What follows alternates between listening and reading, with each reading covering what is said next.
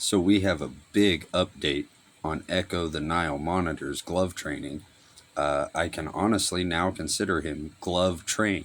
He is fully target trained and completely responsive to the glove and has officially lost his fear of it.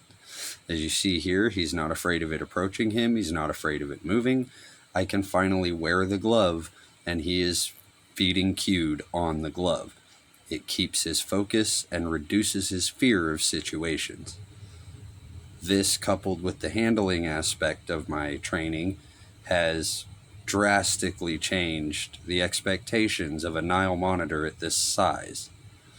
Normally at this age, they're still very skittish and still very afraid of you. They have a lot of cage aggression and a lot of wariness when you reach into the cage for them.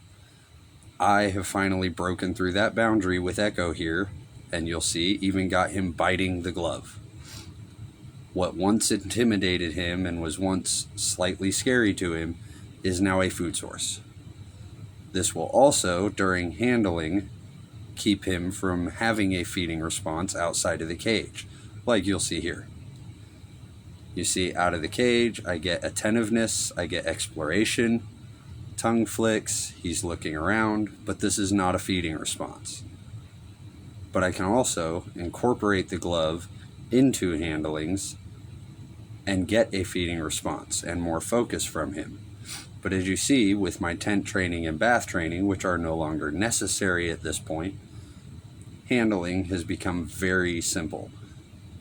Now that he recognizes the glove fully, I can retract to a more basic routine of feeding him with the glove on and present and handling regularly and exposing him to my presence. We've even moved forward to the point here where during handling I can get the glove out and put it on and change his response from a handling timid experience to a feeding response.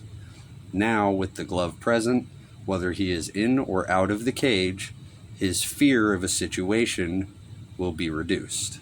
I can now introduce him to new things and start training him like Blue. In my book, this is training success. Echo is officially target trained and cueing on the glove excellently. So now we can move forward into bigger and better things. If you want to know what bigger and better things I may have planned for Echo, you can look at some of my training with Blue and what glove training accomplishes. This is the first step at being able to accomplish all of that training. All of my Urban Dragon training course videos have been leading to this moment. He recognizes the glove, he isn't afraid of its presence, he isn't afraid when it moves, and having the glove present gets a full feeding response and all of his focus. See, the camera can even get up close to him. He has no fear of me moving around, moving up and down with him. The whole experience has his focus on feeding.